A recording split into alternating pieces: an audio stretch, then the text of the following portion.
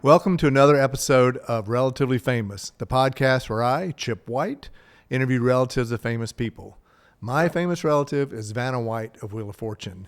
And today I've got a son of a musical guest. And when I was growing up in Myrtle Beach area, man, music was just instilled in us. And today you can still go to Myrtle Beach and you can shag in North Myrtle Beach. You can hear live music at venues like House of Blues and going to Myrtle down to the south end.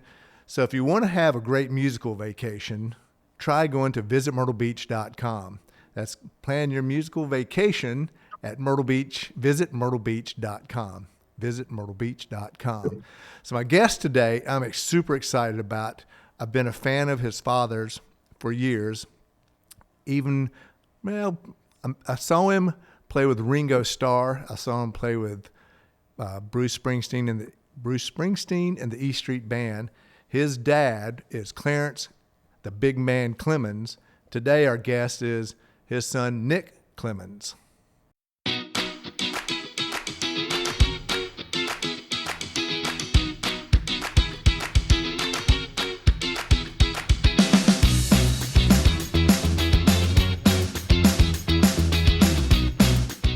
Relatively Famous podcast with Chip White. Nick, welcome to Relatively Famous. I'm super excited to have you on. When I was kind of doing some research and I saw Clarence's son Nick, and I can reach this guy. I was super excited when you said yes. So welcome to Relatively Famous. Hey, thanks for having me, Chip. Nice to meet you. Pleasure to be on. It's great. Okay, before we get started, I'm going to show you this really quick because it is more about you than your dad. But in probably 1987 or 88, this is your dad's signature right there. I got to go see Ringo Starr in the All-Star Band. I think it was their first time, and your dad played, and everybody signed it for my birthday, even your dad. That's great. I love that. I love that band, Danko, and he was Joe Walsh, so good friends of the family, good friends with my pop, and great gentleman, great honorable gentleman. Rest in peace, great Danko. Yeah. So before we get into really quick to you, fans, if you are not a big man fan, you should go Google him, because give me a quick history of just how big your dad was. E Street Band, Ringo Starr, solo career. I mean, what was it like being the son of a world icon? Because the big man is an icon. Well, I mean, it's different. It's different levels because you go through different levels of the fame. You go through different levels of the economic changes in your life. And then you go to just in the way it affects you and how the advantages you have and advantages that come with it.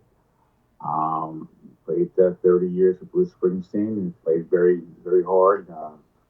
He was more than just a saxophone player, though. He was really an icon because he embodied just the changes of the 60s, 70s, and 80s, and all the advantages and disadvantages that come with being an African American at that time. He survived those and overcame a lot of obstacles, but also he was one of the special people in life. He was chosen, from a young age. He didn't grow up poor. He grew up in a good, well-established family. My grandfather was a businessman. He worked hard, fisherman. And he hustled. He sold fish to the soldiers. Let him come off the docks. That's how he made his money. He had a farm and hustled. And my father and his sister and brother, they benefited from that. They all went to college, 1950s and 1960s and 50s. And he was able to use that to do a lot of good things. People don't know this. He was also a football player. At one point, he was going to be drafted by the Dallas Cowboys and Cleveland Browns. They had his rights, and he got in a car accident and was taken away from him. But he also was being nurtured to be the first black state trooper in the state of Maryland. The state of Maryland, FBI, actually, I guess not the FBI, but the government wanted to find people that had the strength and the wherewithal, and also the ability to be exemplary people of their race at that time, quote unquote. And he was one of them. He was a top guy. He was a great student. He was also the great musician, scholar of music, but also was a great athlete. And came from a good family and had goals. And they had plans for the big man back then. So yeah, he was always he met the challenge. He always met the challenge. So I imagine that you got to see a lot through the world. How did that affect your choices kind of in music? I know you're a musician yourself. You're a businessman. Kind of tell us a little bit about how he kind of guided you, if he did, or why you made some of the choices you've made and what you are doing today. Does that make sense? Well, my father he was a businessman. He wasn't just a musician. He had the first club, I guess one of the few first black-owned clubs in New Jersey in 1982. He ran a place called Big Man's West, historic bar. I mean, he did places started Bon Jovi, started local guys like Joe Bonanno, guys that work today.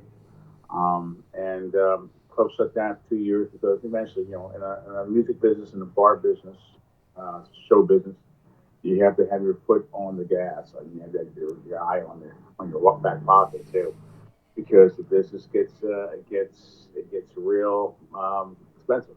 Costs overruns. Everything gets thrown out the water if you don't watch the costs. You don't watch what money comes in. We have the advantage now to see what those mistakes were and see how we can take advantage of those and do a better job. That means also, keeping your business separate from your fun and your playtime, and being as honest to people as you can. There's no pretty pictures in business. Sometimes you have to be hard and make hard decisions. Now, I noticed your shirt. Big Man's Brew. That's one of the businesses you've got going in honor of your dad. Tell everybody what that is, because I mean, obviously we kind of know it's beer, but give us the lowdown. Big Man's Brew is a story. I got a book coming out. It's called it's about my father and about my life in the last couple of years, and going to the business of learning about beer, but also learning that in business, you have to have your P's and Q's. You have to know your P's and Q's. You have to know your you have to get your T's crossed and your I's dotted. You can't leave things up for chance. Everything happens, and if it makes money, people will want it. And if it's something that's successful, people will want to take it. And you always got to make sure that you protect yourself. I've learned that. I've learned the hard way. I've learned that take nothing for granted. Through COVID, I've learned also, there's no shame. There's no shame about working hard and keeping your foot to the grind, your nose to the grind, and keep working hard. There's no shame in working hard and showing that you want to be better than what you are. And I see some people. I'm not a guy that lives in front of. I don't live behind gates. I'm approachable. I'm not that way. I just can't see it. And I think that's part of just what we do. We're making a business that's approachable. Big Man's Brew embodies what my father does. What he did. You love music. You love beer. You love having a good time. But you also he loved Jersey, and that's what we do. This beer honors his legacy. And we're all throughout New Jersey, and we're going to be out through food towns and shop rates and buy rates in New Jersey, and we're going to go national in the next couple of years and internationally. So the big man's loved around the world, and we're going to love. I hope they love our IPAs and love our ales, and I think they will. So what made you decide to do a beer? I know that craft beers have skyrocketed. It seems to cool down a little bit now, but and it's a great name, the Big Man's Brew. I mean, I love that. Well, I mean, it made sense for us. My old man loved beer. We're in the beer business. I started seeing, I always recognized that if I was racing cars, and I know the Petties. I hung out with the Petty a couple times, and I've learned a lot about how they do business and dedication, hard work, and how you have to. And you got to be proud of your brand. You got to be proud of what you do, because no one else will. And your competitors are proud of what they did. So you gotta make sure you work hard and that you keep the lights on and you keep everybody happy. And Yeah, we have a great brand. My goal was to make sure that people were happy and proud of this brand and proud of what their relationship with it was. If my father would give you good memories, we want to make sure we give a good product that you can sit there in the bar and drink and salute them and talk about those memories. And that's what the beer's about. And I think it's a good sell for us. It's a good thing. People can reach out to us at the Big Man's Brew at gmail.com, the Big Man's Brew at gmail.com, and give us an email. Did you say Or that's the big man's brew at gmail.com? they can hit us up. We do have some points available. They want to buy shares or something like that for a short time only. I would do it quickly. I'm not sure how much is going to be left. We're at the point right now we're expanding and taking a partnership to offer partnerships with local breweries. We're working with one called 902 Brewery in Jersey City. You can come check us out and see our saxophone tap. Also, you're seeing you guys a picture of it. It's a beautiful tap we use. Any of our bars that have it, it's the only one in the world that has a saxophone tap. And it says Big Man's Brew and recognizes the legend Clarence Clemons. And we have a lot of great things in store for our family and our fan base and the Bruce fan base in a couple of years. And some surprises coming up as far as connecting to some old things, well, we're looking to reopen our Big Man's West, our club that my father had a couple of years ago. And somewhere, and I can't say where, but it's going to be in Jersey. And looking for a good run, good years for Big Man's Brew and Big Man's West, our master license company. And yeah, it's going to be a good year this year. Cool. And we also have an event coming up January 11th at the Headliner in Neptune City, New Jersey. We work with the Boys and Girls Club of Monmouth County, and they provide counseling. They provide feed kids after school lunches and stuff like that. And that's one of the charities that my father was involved in. That we align with him. It's called the Big Man's Bash. We do it every year, and it's January 11th. It falls on his birthday this year. We haven't announced our headliners yet. And it's a good week in Jersey that year. You have Ladder Day and all these other events that we do. The first week of January, 2 weeks in Jersey, especially if you come to our area, a lot of people around the world come here during that time. You have so many events, charity events that come back. Bruce plays a lot of events, and all the local acts that play here play. And we have so many national acts that come home to play these events. We're very happy here. And, it's just a very special time to come here because even when you go to an open mic here or anything like that, and then people say Nashville's the hottest place, but I don't know about that. I think Asbury's always been underrated, and we got a lot of talent in this town. Now, you're a musician also, and you got Yes. Everyday America. I think a song that just came out. Tell me a little bit about your musical background, instruments you play, vocals, and your style. Kind of fill us in, man. I play guitar, piano. I play harmonica. We play a lot of jazz, blues, rock, country, everything really. Here we have to play everything. We got 3 hours of music in the United States.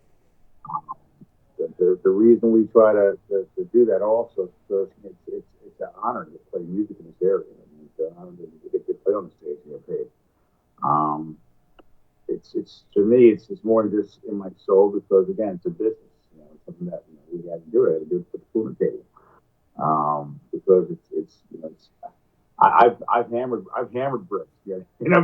I've done the work. I don't want to do it anymore. My hands are too soft now, so I got to keep my chops going and keep my mind flowing because again, I've seen hard work and again, I want to live a long life and see. I got a son that's 15. I want to make sure he's able to use his head more and not have to use his hands as much. And that's the way of the world. And you want to also have a better life for everyone else. It's a key. But yeah.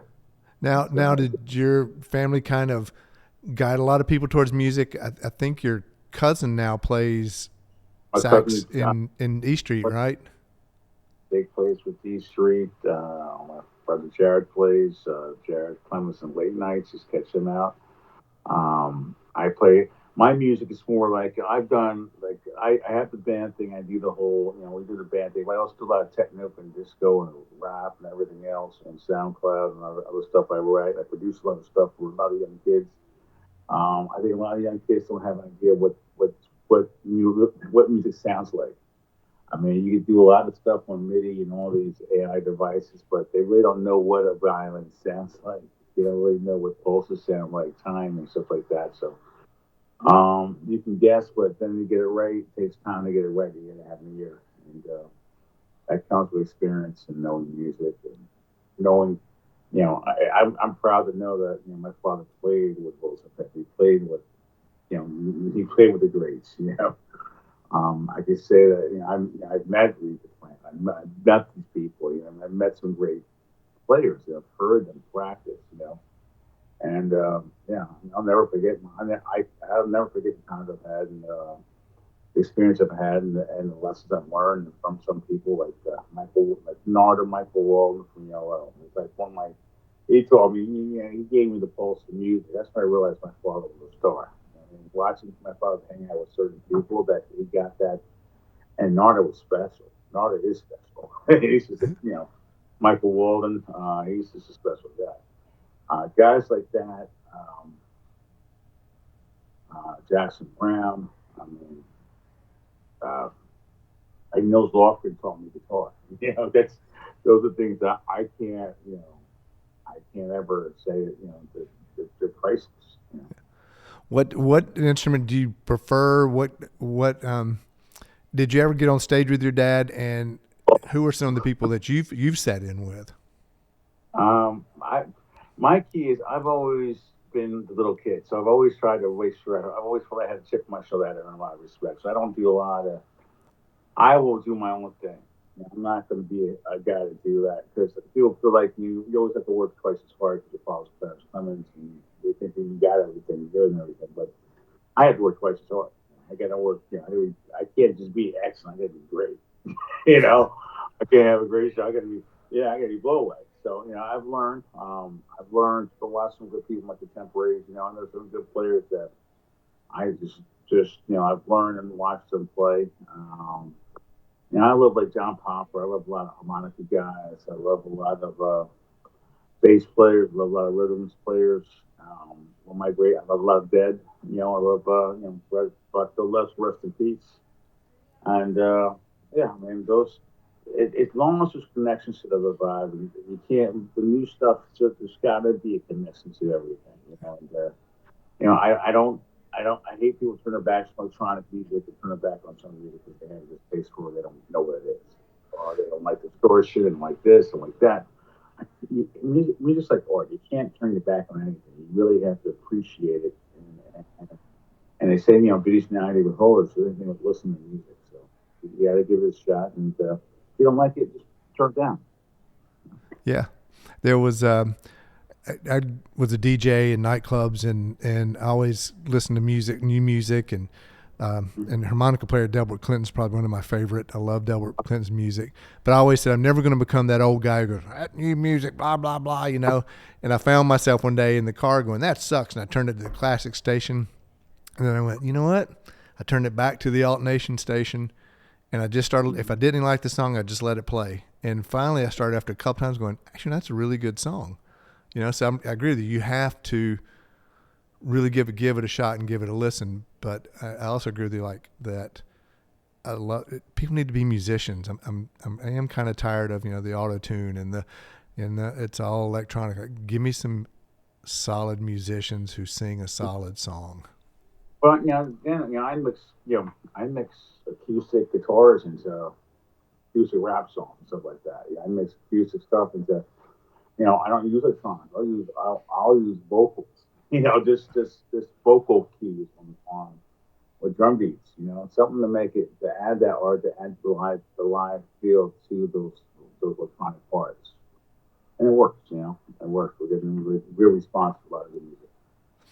So what's other than music, other than the big man's brew? What's fun for you? Do you have a hobby? Do you surf? Do you play golf? Do you have tennis? What's Nick like? I play golf. I like pretty ladies.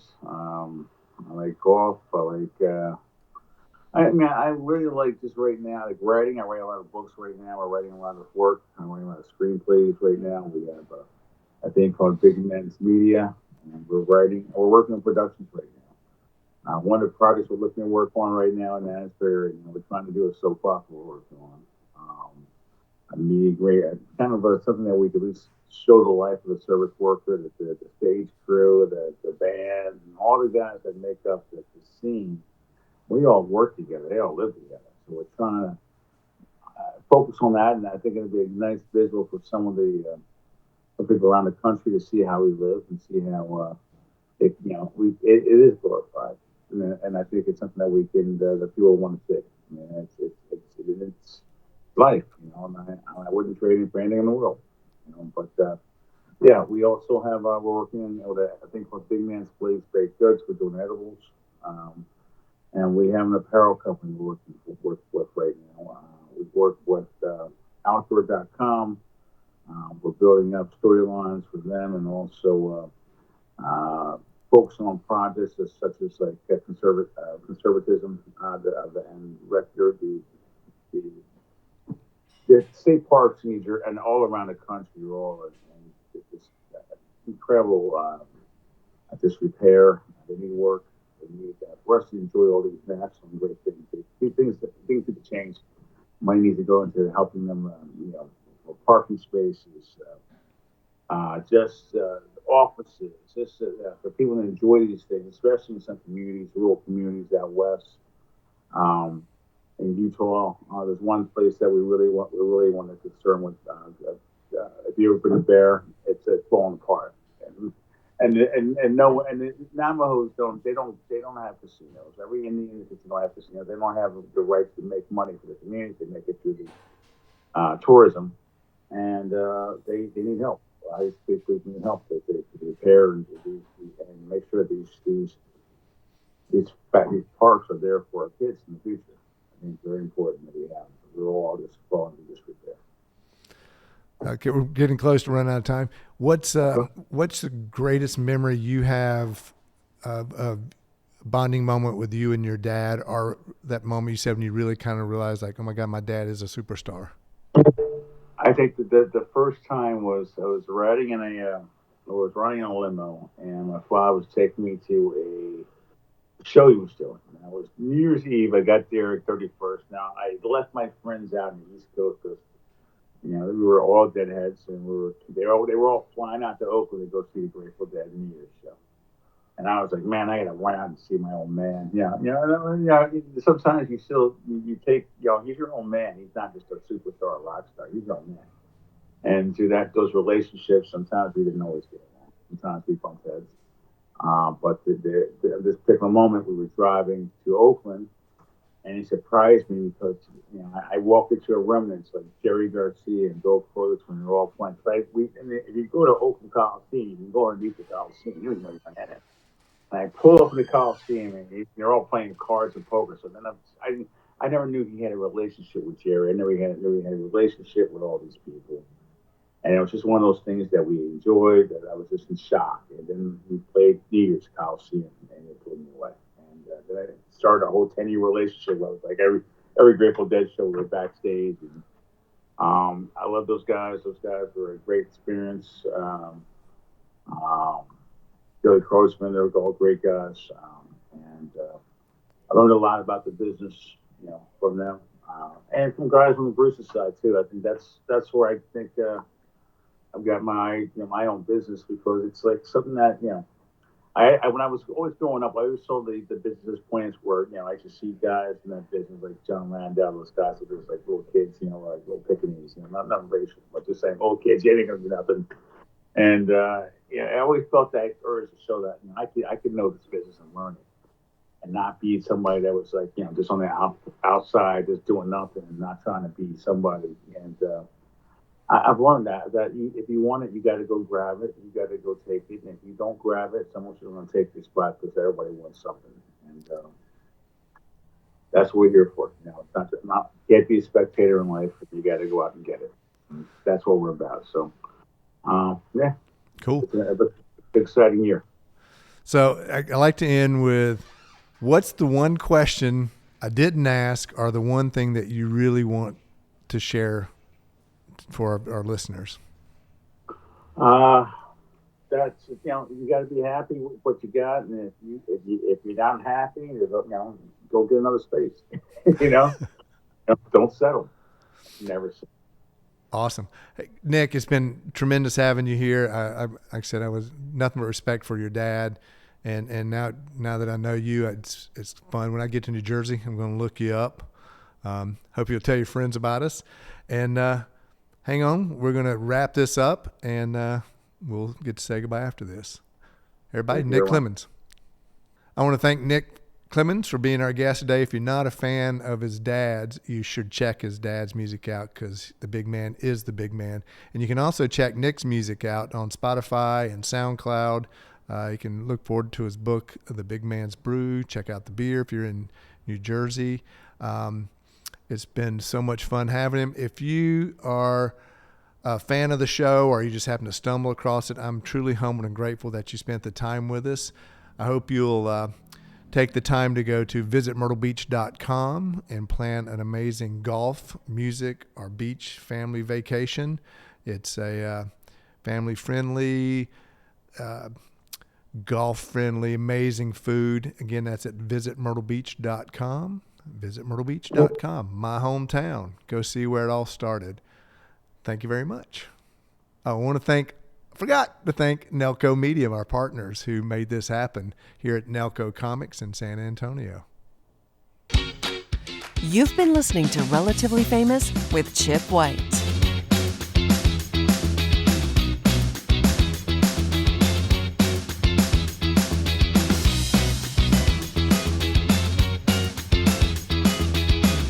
Please like and subscribe to Relatively Famous with Chip White.